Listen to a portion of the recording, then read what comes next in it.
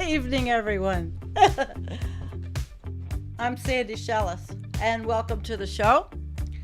I am kind of testing the screen to see how I can turn on. Okay, I got it. So, how are you guys? I see that there's a lot of you waiting, and let me get the chat on so I can see it, and move this over here, and let's say hi to everyone. Hello. I'm glad you're all joining. This is really cool. I can see it over here. I can see it over here. I have so many screens to move. I don't know what to do with them. It is a somber evening, though.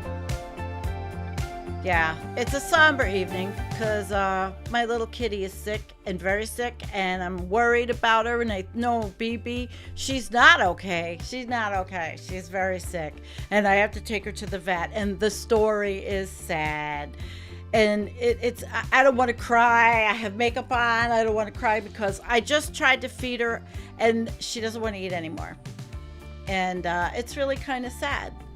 But let me say hi, Pranker Squire and Bumblebee, Bumble Squid Smurf God. It's great to see you back. And Kim and Donald, and thank you for Kim and Nicholas Miller, all the way from Mexico. And Tom Hall, hi, honey. And hi, Rich. Okay. So anyway, no, it's my kitty is. My kitty is very sick, and I'm sorry because she's only 8 years old. All right, so I have a show to do, and we're going to do the show, right? All right, so welcome to my show, and I've got something to play. So we're going to listen to a video I made, and enjoy. The CEO of NCBA goes on Fox News and talks about how cattle belches are bad, and we're going to do everything we can to improve cattle's impact on the climate, which really is just taking an animal rights wacko's narrative that they came up with and just making it their own, and just trying to change the subject to get the heat off of beef packers. And it is just so mind-numbingly tone-deaf and stupid that I can't even wrap my head around it. Now is Chase DeCoit with National Cattlemen Beef Association. We've spent a little time talking about sustainability and the industry.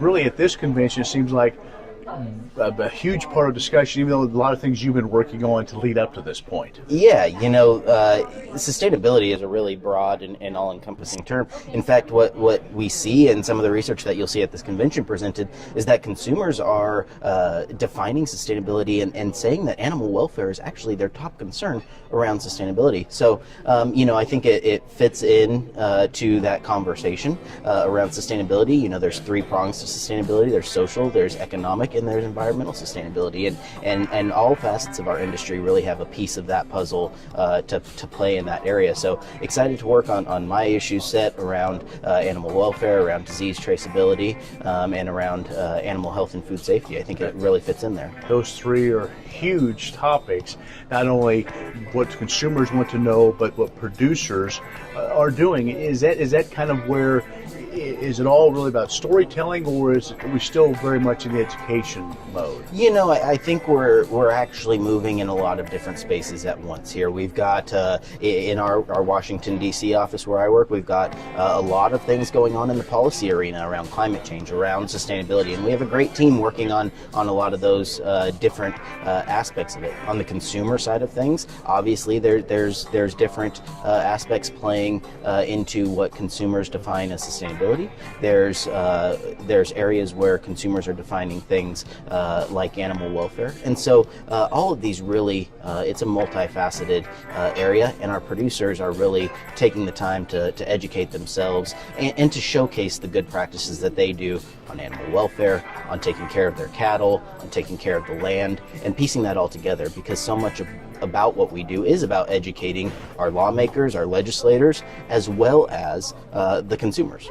as part of this piece when it comes to sustainability and really all these things you talk about, to maybe get ahead of some of the things that are happening in D.C. to show lawmakers or the policy decision folks that, hey, the industry is out already doing things rather than trying to change some of the common practices? Yeah, so from the environmental team that works on those things, they're engaged in those conversations to show what cattle producers are already doing to answer and be a part of the solutions that they're seeking in the world of sustainability. When the conversation turns to animal welfare, animal health, when it turns to things like food safety, we're also going to be at the table to educate them about the proactive measures our industry's been doing for years to demonstrate how we contribute to a positive story around sustainability. All right, Chase, well, you've got your work cut out for you, but thanks for giving us the update. Yeah, thanks for having me. Look forward to engaging with you and our producers across the country. Chase DeCoit from the National Cattlemen's Beef Association has joined us at CattleCon in Nashville. I'm Ken Rogers. All right.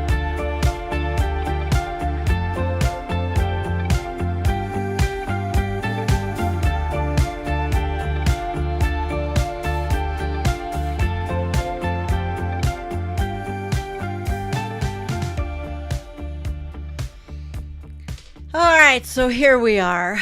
Did you like my little video? I'm going to get right into the story. All right? Getting right into the story. The beef industry is trying to sell us bullshit. Okay?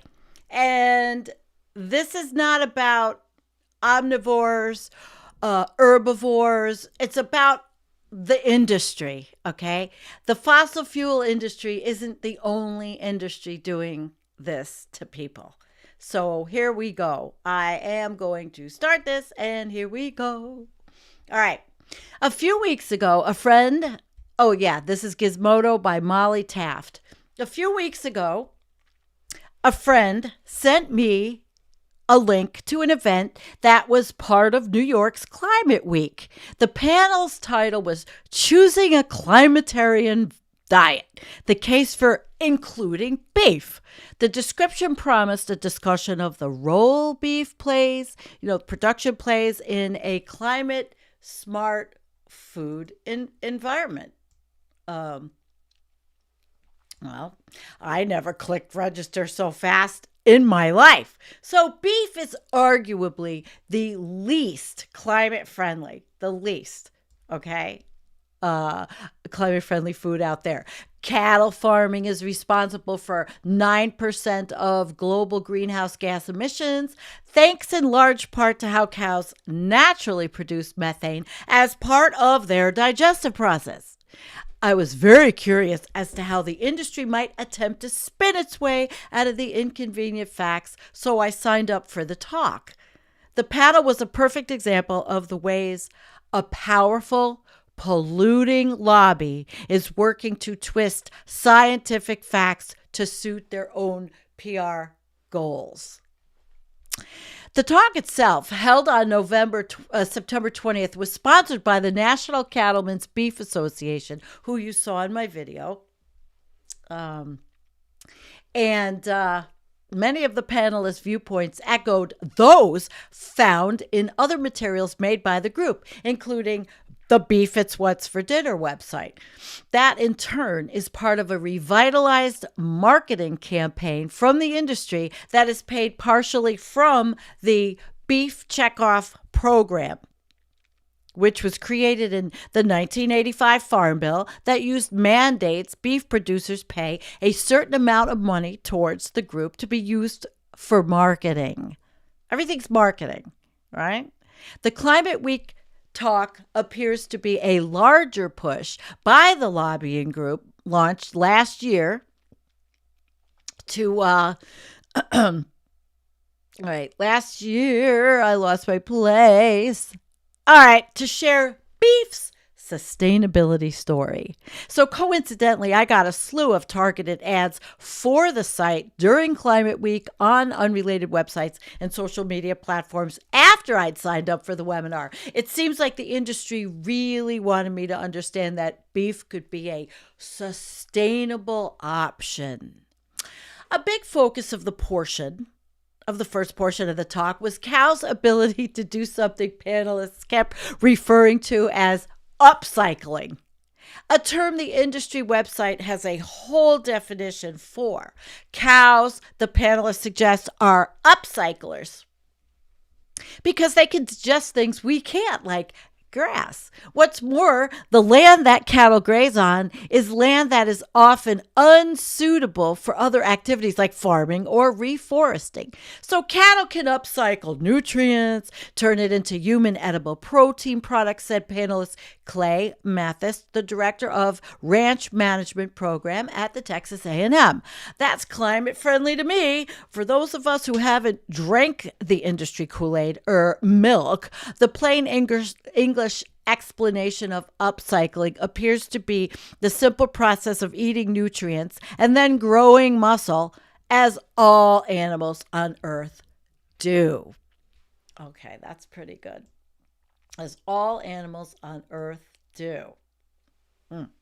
While all this spin may make beef sound like a great environmental option, even if cows are eating stuff we can't, like grass, beef still takes a heck of a lot of resources to produce. Statistics show that beef is the most resource-intensive and emissions-intensive meat, emitting significantly more than other proteins like chicken or pork. Vegetables, beans, and other crops, meanwhile, have an even lower footprint. While beef creates between 20 and 75 kilograms of carbon dioxide equivalent gases per 100 grams of protein, beans and peas create just 0 to 2 kilograms of CO2 equivalent for the same amount of protein. So the claims about grasslands being unfit for other uses ignore the historic fact that much of today's grasslands were actually once forests, destroyed for the purpose of raising cattle. That is continuous, it's happening today as demand rises worldwide. And here's an article about Brazilian cows. So it's pretty messed up.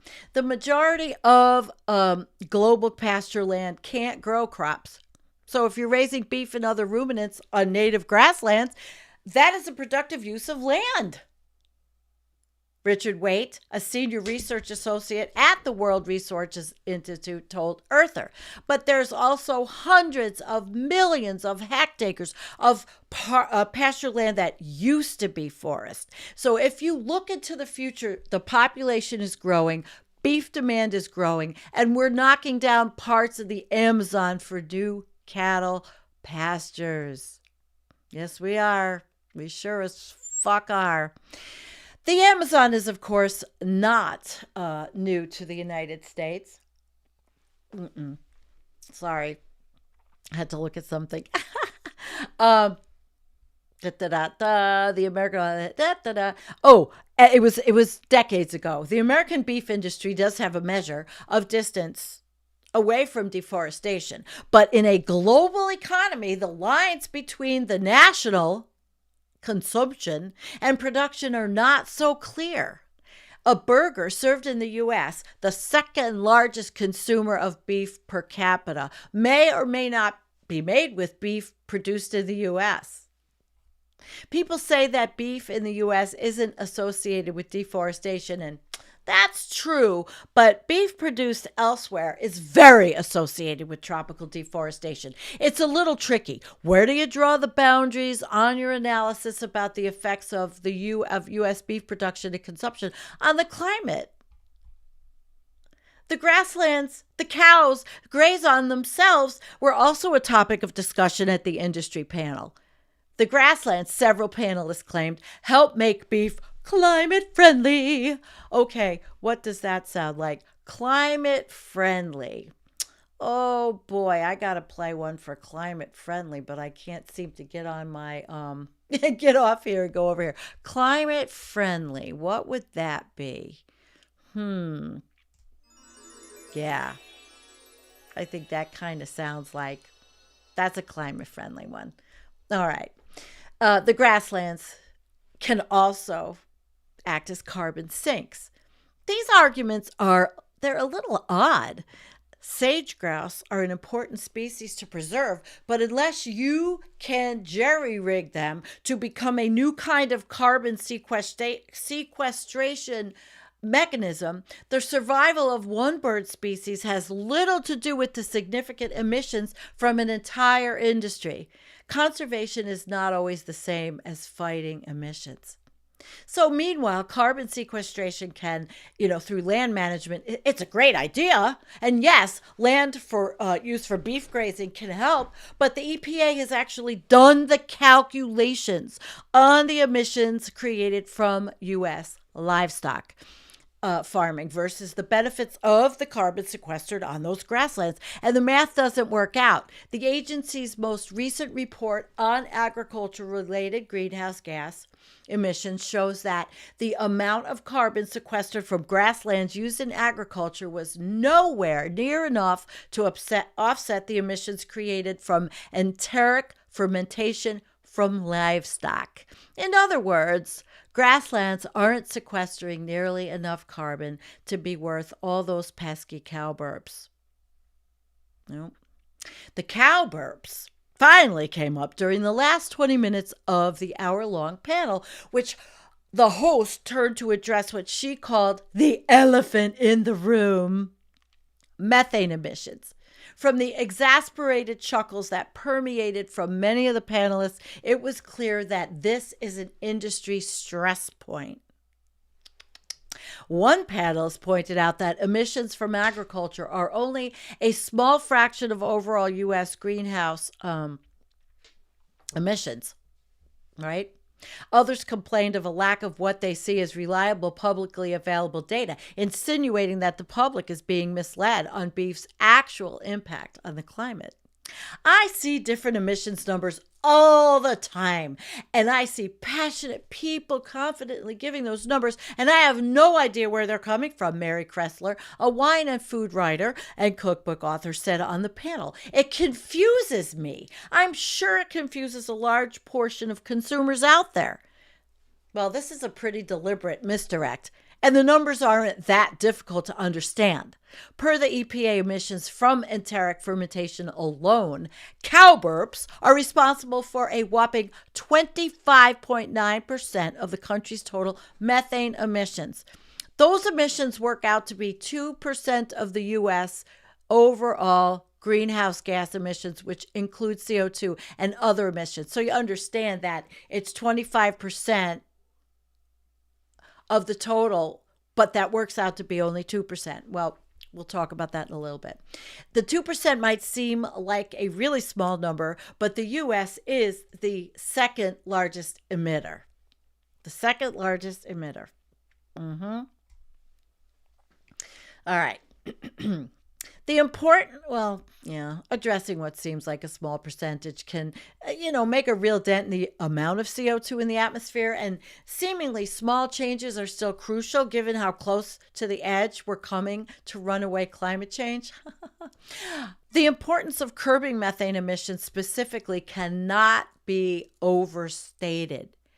Methane lasts in the atmosphere for 8 to 10 years. That's much less time than carbon dioxide, but methane is 80 times more potent while it's up there.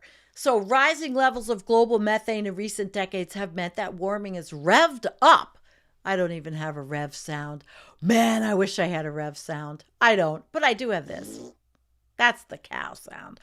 The U.S., for its part, last year spearheaded a global effort to reduce methane emissions by 30% by 2030, addressing the global effort to reduce them. The beef will be part of that reduction. In absorbing all of this pro-beef PR content, I was struck by the similarities to another producing industry.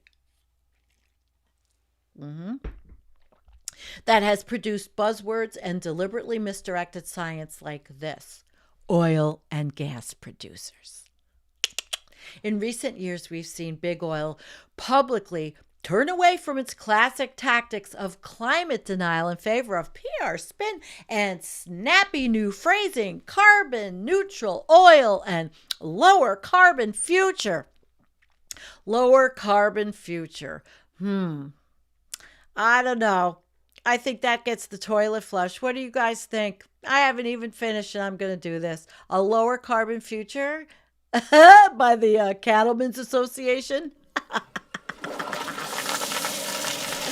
Where's Earl? All right. That's the first flush. I'm not sure how many flushes we're going to get. All right. So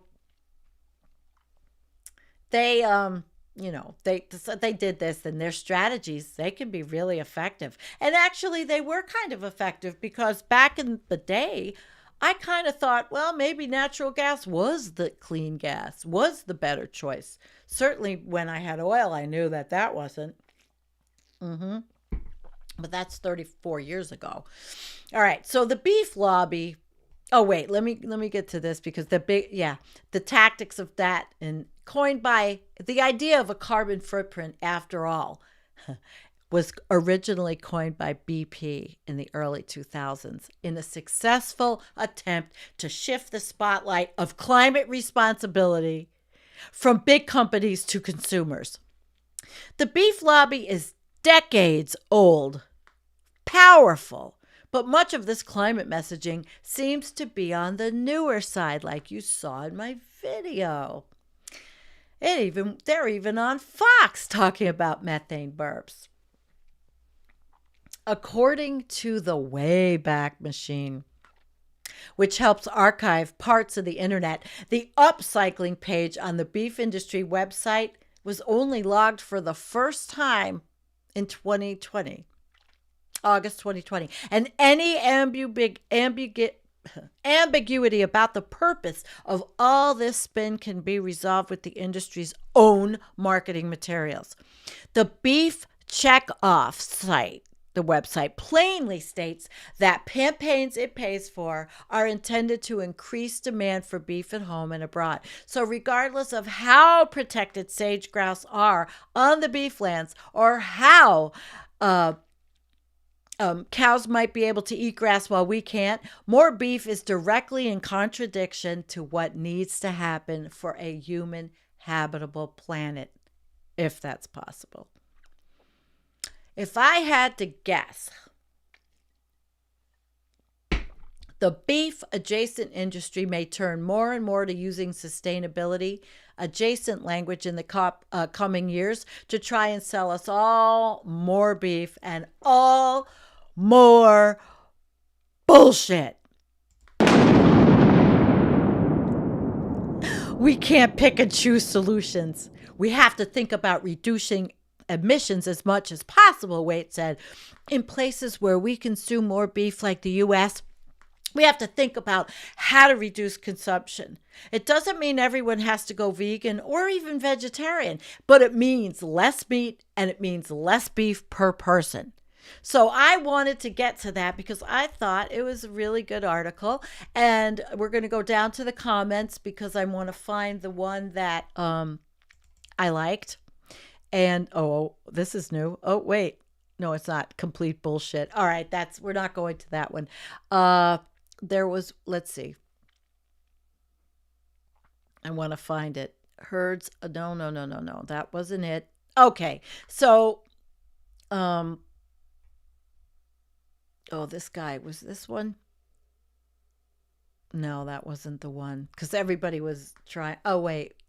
No, it's quite plainly in the same paragraph. Okay, so per the EPA emissions from enteric formation, cow burps are responsible for a whopping 25.9%.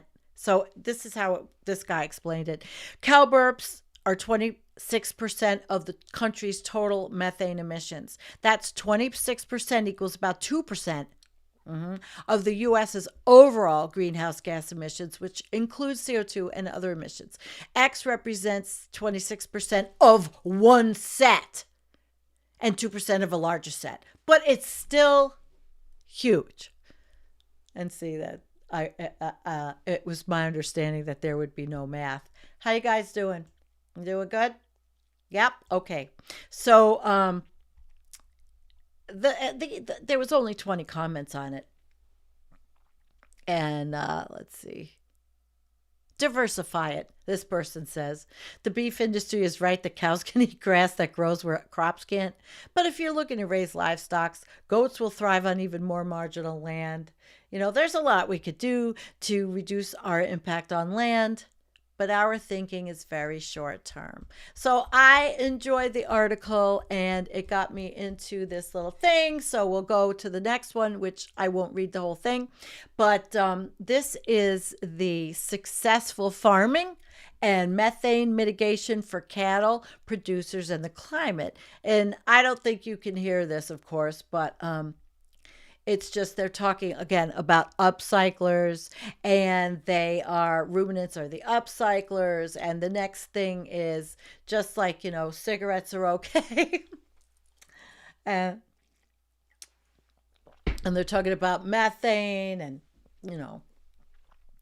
so I just wanted to show you there's other articles. Methane is produced, but it's also destroyed. This leads to a difference in the lifespan of these gases and lifespan, blah, blah, blah. You can read this one, stable methane removal. They're really talking about shifting roles and all. So it's an interesting one. You could, well, yeah, it's cow, it's cow tinfoil hat stuff. I'm reading to you. I'm reporting to you what's out there, Lisa, sweetheart, Lisa Hamilton. And I'm certainly not a tinfoil broad. Okay, so let's move on. So Vox then had their article, which was, it was very interesting. And this one was some people launder money, other people launder cattle. The beef industry is flattening the Amazon, even when the companies tell you it's not. And so on paper, the Brazilian Amazon is one of the most protected ecosystems on the planet. There are thousands of protected areas in addition to rules that safeguard forests. But, big meatpacking companies that buy cattle, the larger driver of deforestation by far in the Amazon, committed more than a decade ago to only buy cattle from land without forest loss.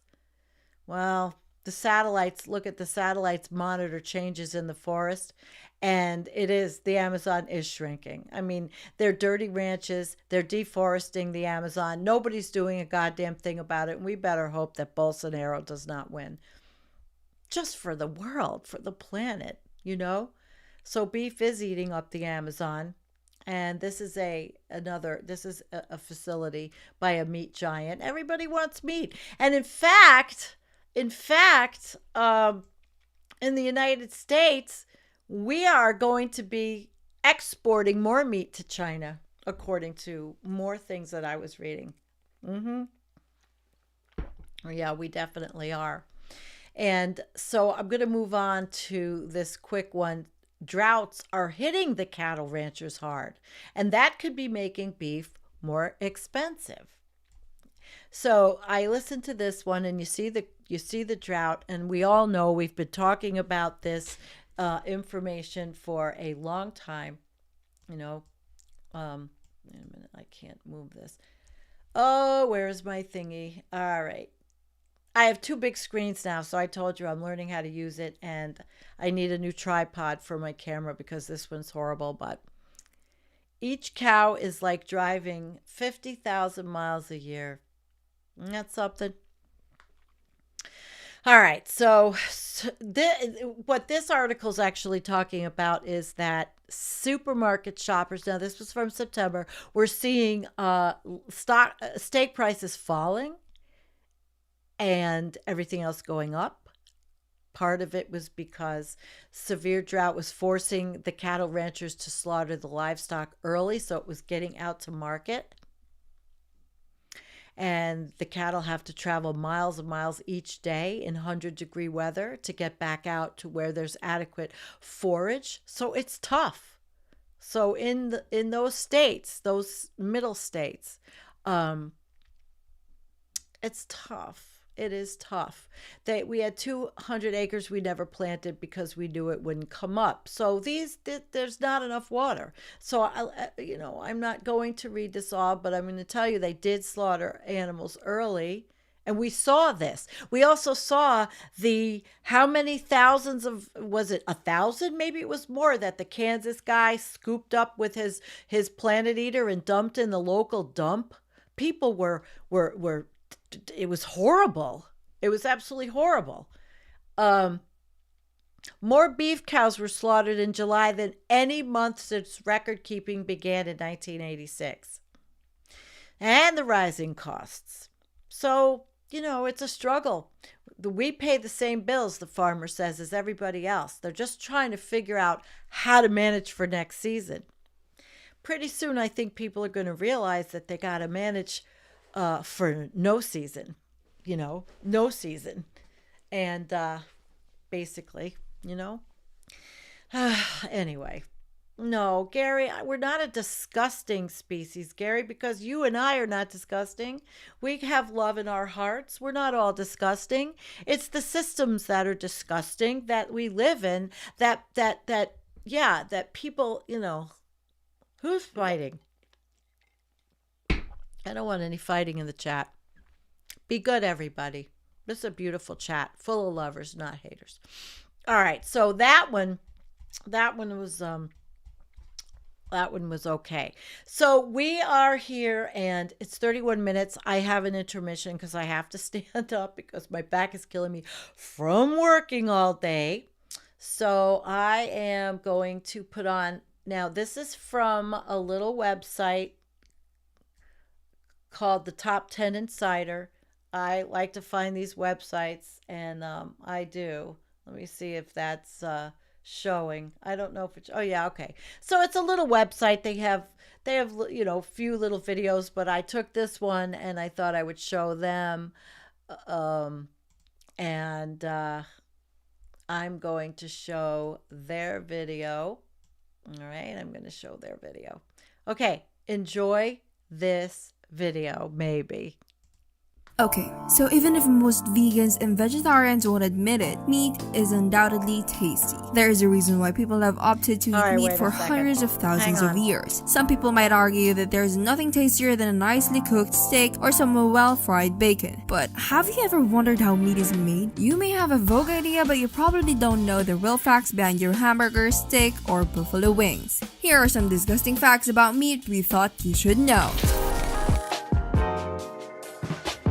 Number 10. Antibiotics in beef are creating superbugs. Farmers commonly use antibiotics in their livestock to prevent, treat, and control disease by stopping the growth of bacteria. They also use it to make cows grow bigger and faster. The use of antibiotics can increase the amount of meat by 1% to 2%. Additionally, about 50% more antibiotics are used on pigs and cows than on humans. Penicillin. That can lead to life-threatening reactions for people allergic to it. Flunixin. That can cause bloody stools, kidney damage, and stomach or colon ulcers in humans. Ivermectin. That is an animal dewormer but can cause neurological damage in humans. So why do farmers need antibiotics to prevent disease? It's because the conditions of factory farms are usually unhygienic due to overcrowding. You know how you're not supposed to go number 2 where you eat? Well, tell that to cows. The cramped conditions mean diseases are easier to develop and spread among the cows. Number 9. Red meat can increase risk of cancer. In 2007, the World Cancer Research Fund and American Institute for Cancer Research reported that red or processed meat, such as beef, are probably sources of cancers. There are various reasons linking beef to cancer. All the drugs listed above and hormones pumped into cows can increase your risk of cancer. The heme iron found in meat can also lead to damaged body cells that eventually cause cancer. Lastly, cooking your meat at high temperatures, such as over a grill, can create carcinogens. A carcinogen is a cancer-causing chemical that is dangerous to eat. The most common cancer that can develop from eating red or processed meat is colorectal cancer. However, there are also links to esophageal cancer, lung cancer, stomach cancer, pancreatic cancer, and endometrial cancer. Man, what a buzzkill. Number 8. High beef consumption can also lead to heart disease. Many studies have found that consumption of red meat, such as beef, can lead to illnesses including heart disease. High levels of saturated fat that exist in some red meats lead to increased blood cholesterol. Low-density lipoproteins, or LDL cholesterol, is considered the bad type of cholesterol. It can increase the risk of heart disease. While eating leaner meat with less fat can help you avoid this, excess consumption of red meat is still risky. Most manufacturers in the US feed ractopamine to cows to produce leaner meat while speeding up weight gain. This drug ends up in our bodies when we eat beef.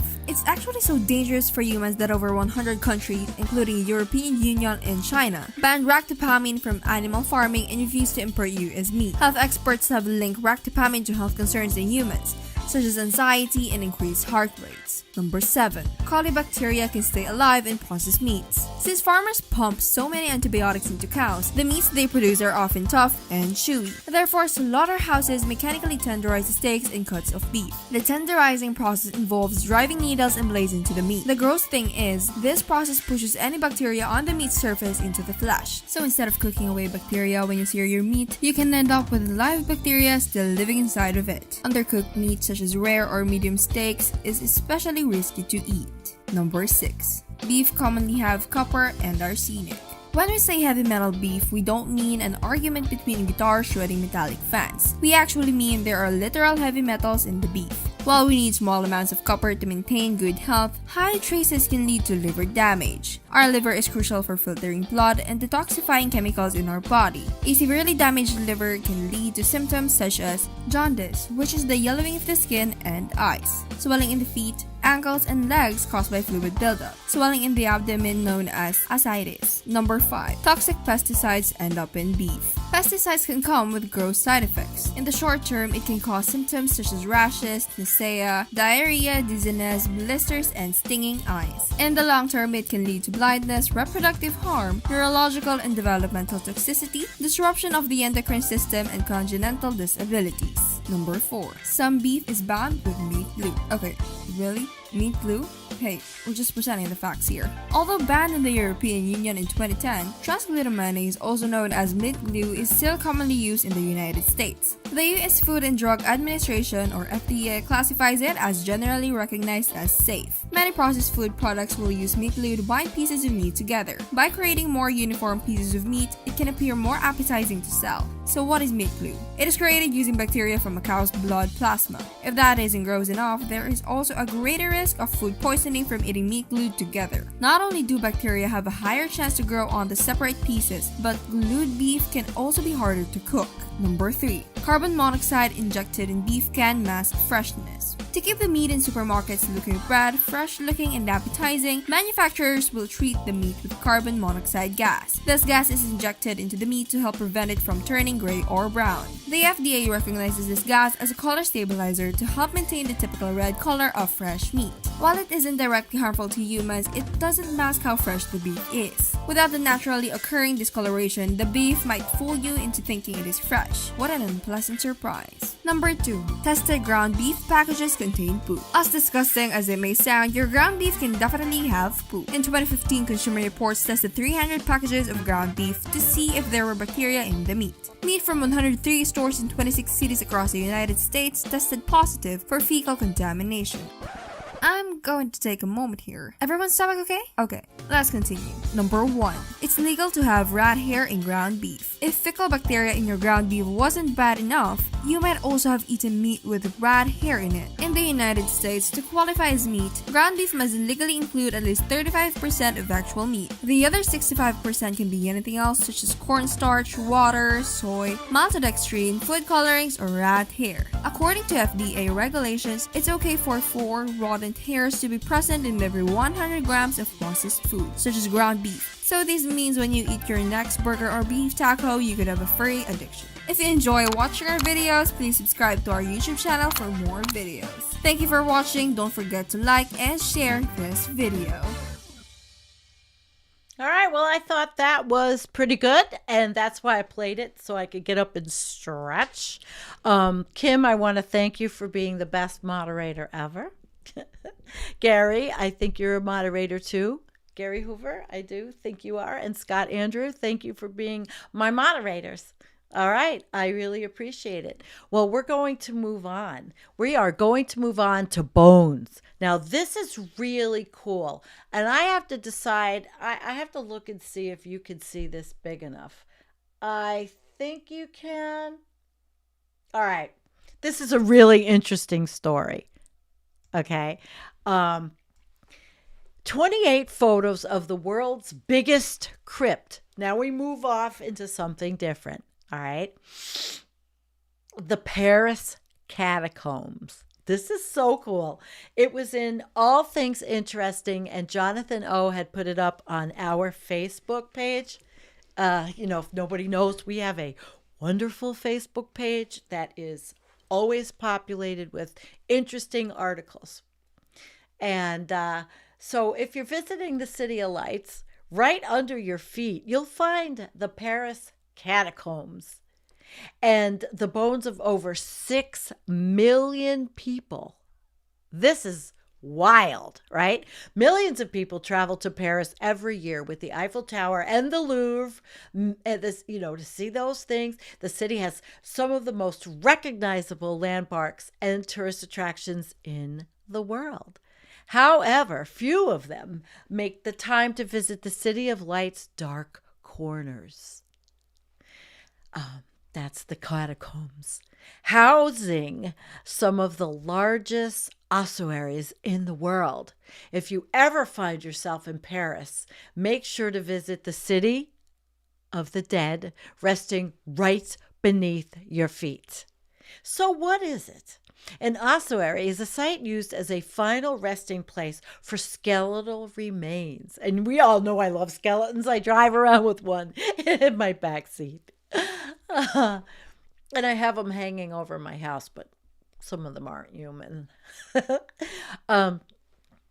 So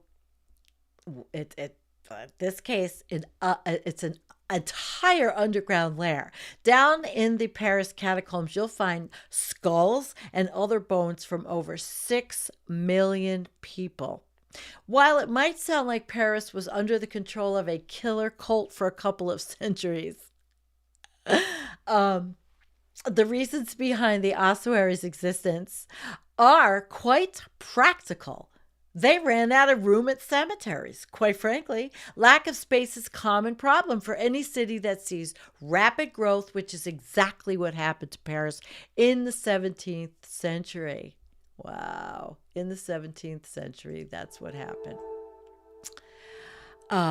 Nowadays, population booms typically signify that it will be hard to find affordable housing, or that traffic's going in to be a nightmare. Back then, it meant that proper burials were growing harder and harder to come by.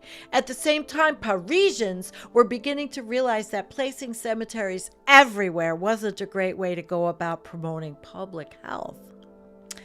Before there were catacombs, these 13th century tunnels were quarries for limestone. Over time, the resources were extracted, and so the tunnels were just abandoned.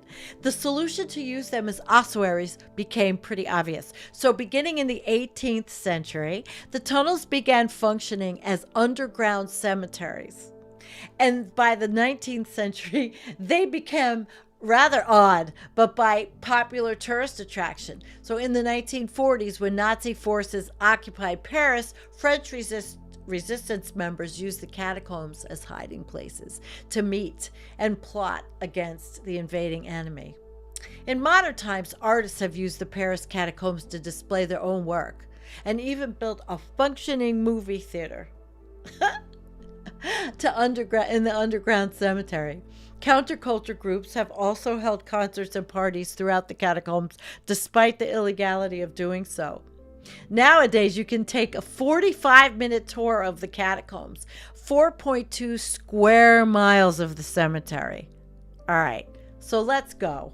I want to see them.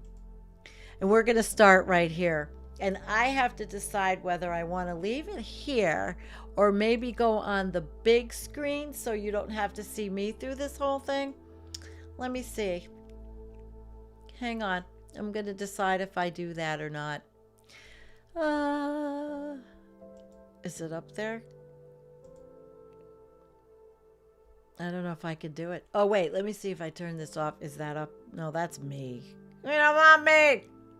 Oh, wait a second. Wait. Hang on, hang on.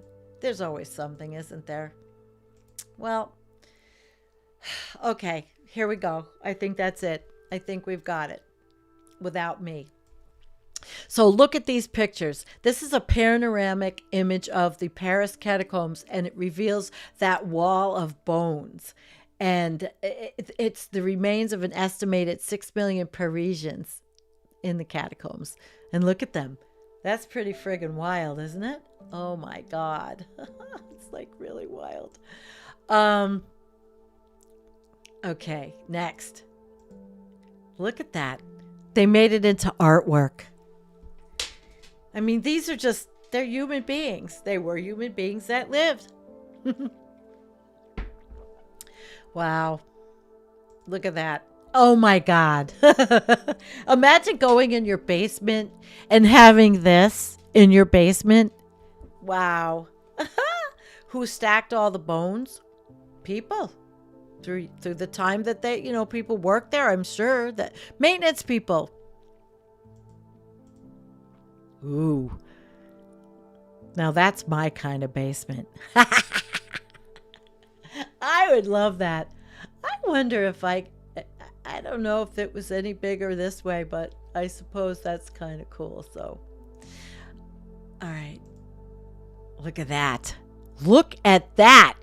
And the way they have the robes on the guys, right? On the skeletons and all of those heads. And there is somebody laying there to rest. And I wonder if these were complete skeletons too. Some of them. I mean, this is like, this is right up my friggin' alley. Oh boy. Now this is the dead line the walls of the catacombs of Palermo in Sicily. This is a 19th century photograph of people in Sicily. So it's not just indigenous to Paris. Oh my. Look at the door. The entrance to the centuries old catacomb in Israel. So there's more than just Paris. Look at that. This is 1960s photo. Damn. Wow. What a way to honor the dead, Donald said. Absolutely. They are. It's better than just laying there in a coffin or, well, being burned up is the most, I suppose, the most effective way. Wow, look at that. That's behind bars in the Peruvian catacombs and at the Basilica and Convent of San Francisco and Lima. These crypts date back to colonial times. Damn. This one's unreal. Look at that. Unreal. I don't think I can make it bigger. I wish I could make it bigger. That is unfreaking real. Look at that. Holy man. All of those heads in there. And somebody did do them. And look, I don't know if the floor is made out of that. Oh, look at this. This is skull and bones in Peru's catacombs arranged in concentric circles at the bottom of a pit. So it's a lot of places. Definitely a lot of places. And there's the one that I picked for the thumbnail. I like that. Actually, the skeleton fell out of the head fell off in my truck. So he's sitting there with the WASF hat but his head is in his lap. Oh, look at these. Man. Look at the walls. Human beings are amazing. See, you can't hate human beings. We just have to know that we're a flawed species. The eerie underground chamber of the catacombs of San Gennaro in Naples. The crypt dates from the 2nd to 4th centuries. Wow, wow, wow. Nicholas Miller is my friend, and I met him personally, by the way. Yes, over at Karen and Basil's. Yep.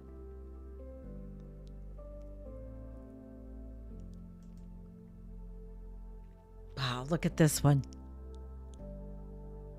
Just in a row, like a bowling ball. You kind of want to just pick it up like a bowling ball. But if you roll it...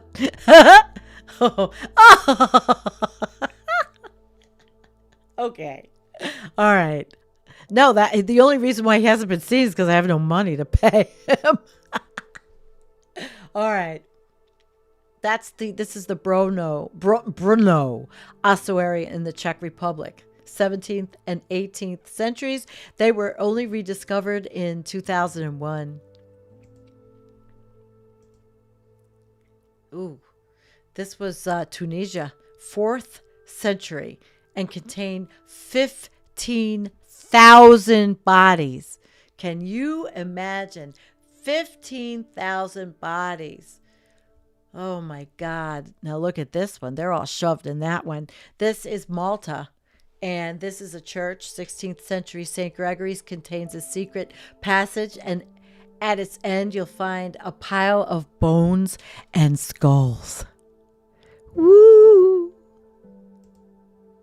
Oh, 18. This is 1897 at Guanajuato in Mexico. The mummies were victims of a cholera outbreak that swept through the area in the mid-19th century. They mummified naturally after being left in above-ground crypts in a warm environment. Look at that. They're just like that. They're just standing together. Look at this. It hangs on the wall in 16th century Capella dos Ossos, Chapel of the Bones in Évora, Portugal.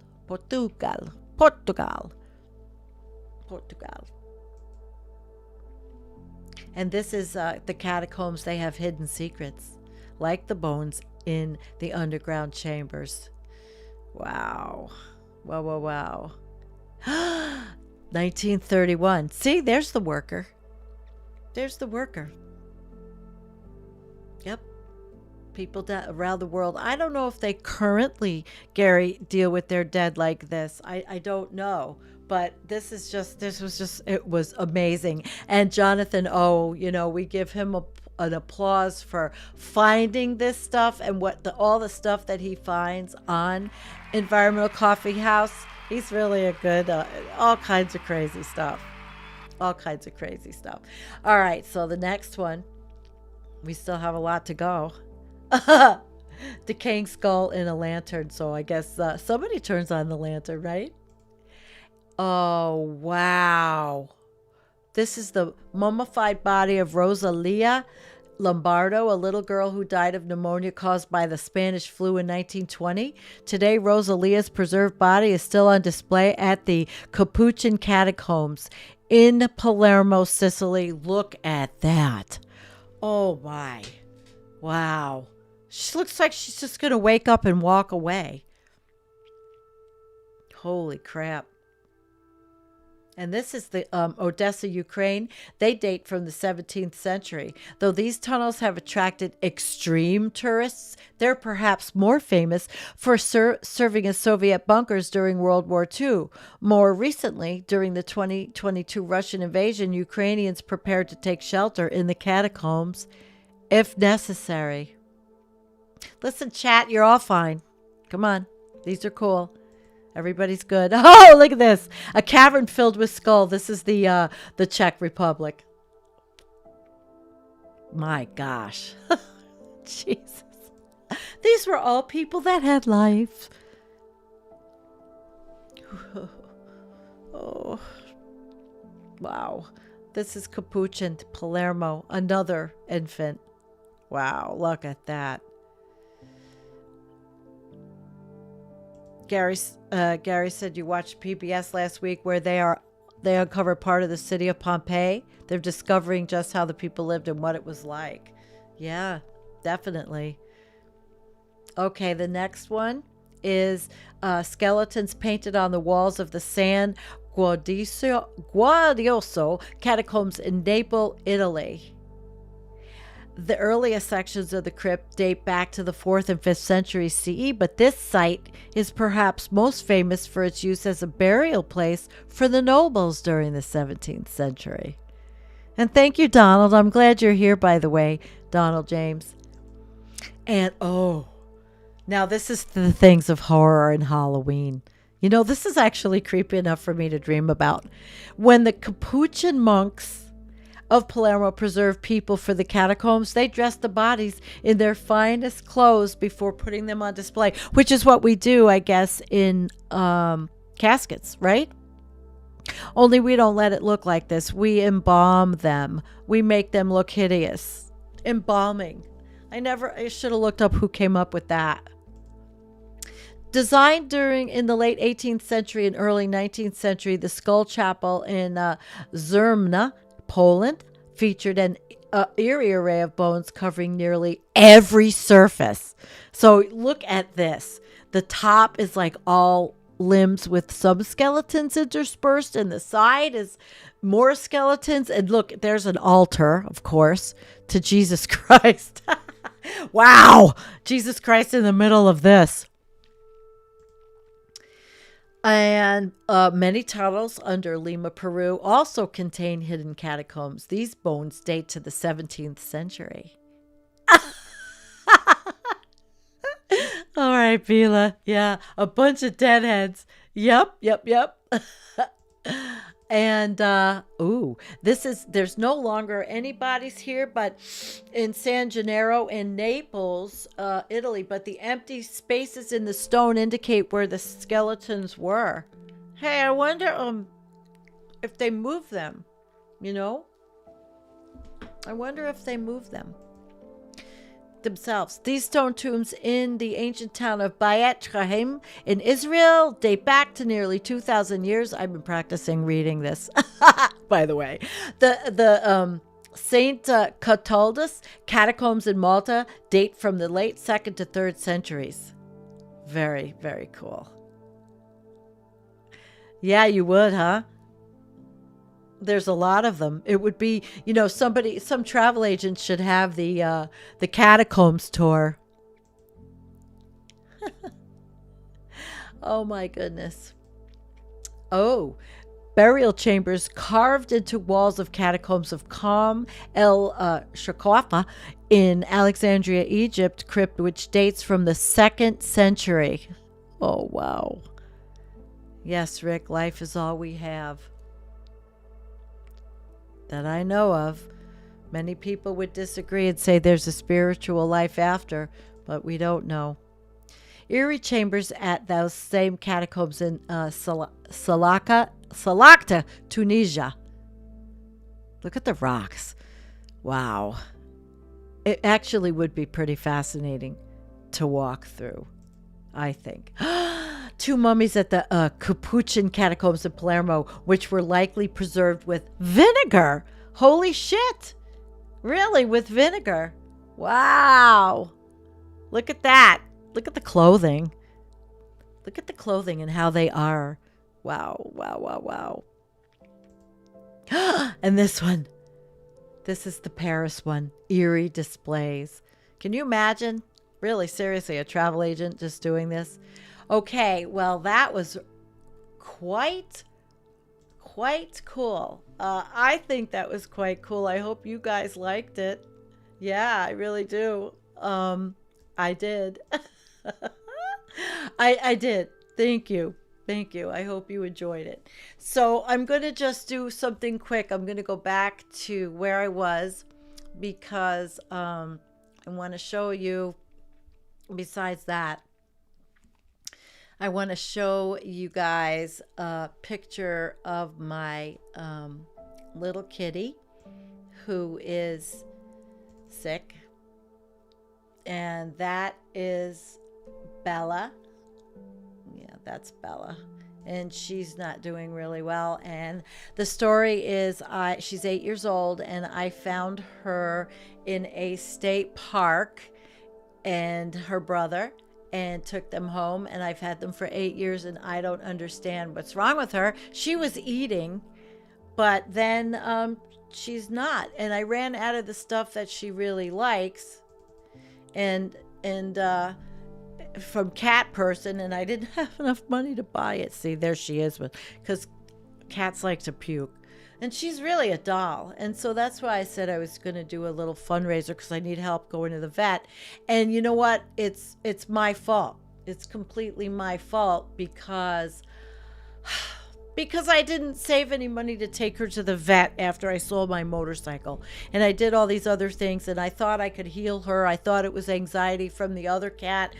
There was so many things I thought, and I don't want her. I mean, she's only 8, she's my baby, and I really don't want anything to happen to her. So yeah, Bella, little Bella. And yeah, she's a sweetheart. She's such a sweet cat, but one of the other ones terrorizes her. Plus, the vet, when I did call to finally make the appointment, the vet is out for surgery. And I called like all the vets around here, they're not taking anybody. I don't know if you could see this. I'm going to make it smaller. I'll put it in and I'll see if it'll work.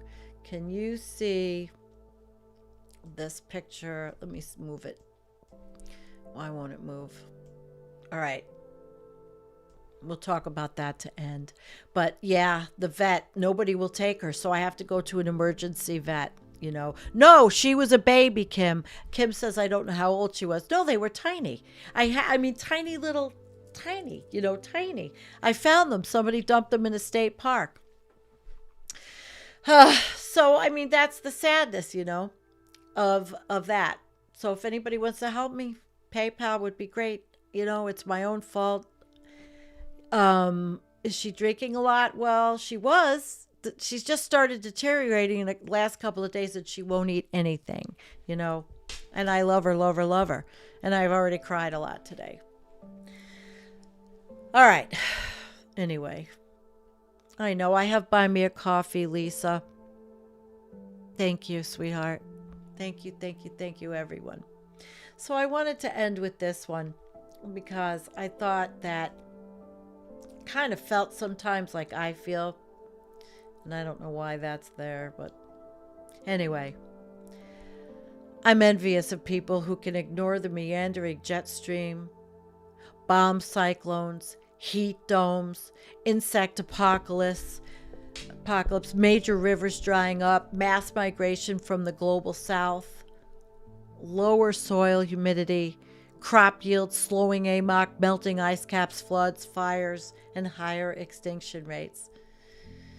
Ignore them or don't know about them. Ignore them or don't know about them. A lot of people don't know about a lot of things. And that's the super sad part. People don't know. And that's why we're here to educate them, right? That's why we're here to educate them.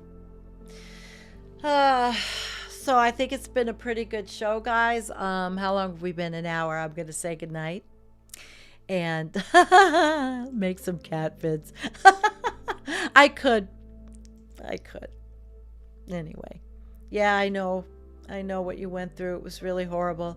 I don't have $5, but it's my fault. I should have taken her to the vet, and I didn't. And then it was too late, or it may be too late. And I hope it's not too late, because it was sad. It's sad, but hey. What are you going to do? Let's watch this guy. All right, guys. I'm going to say goodnight. Shut it off. Talk about everybody try to have a good weekend.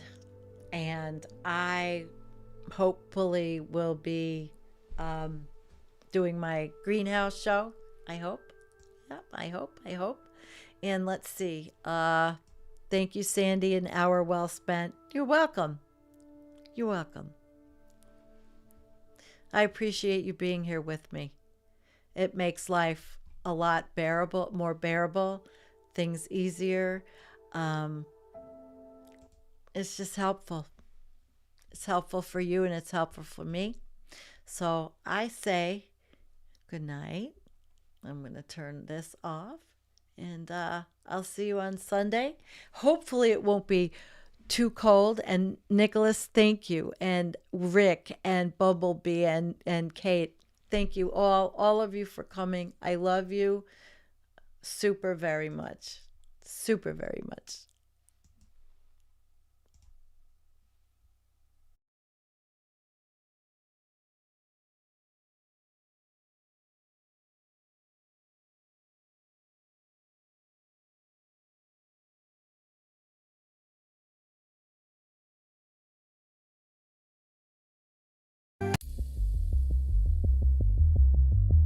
The other thing I wanted to play wouldn't play.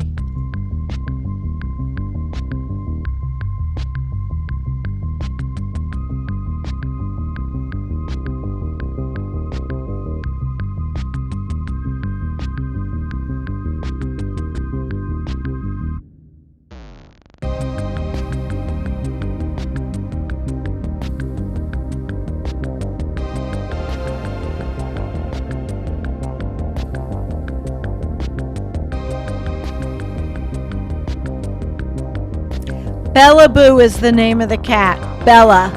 Bella. My baby Bella.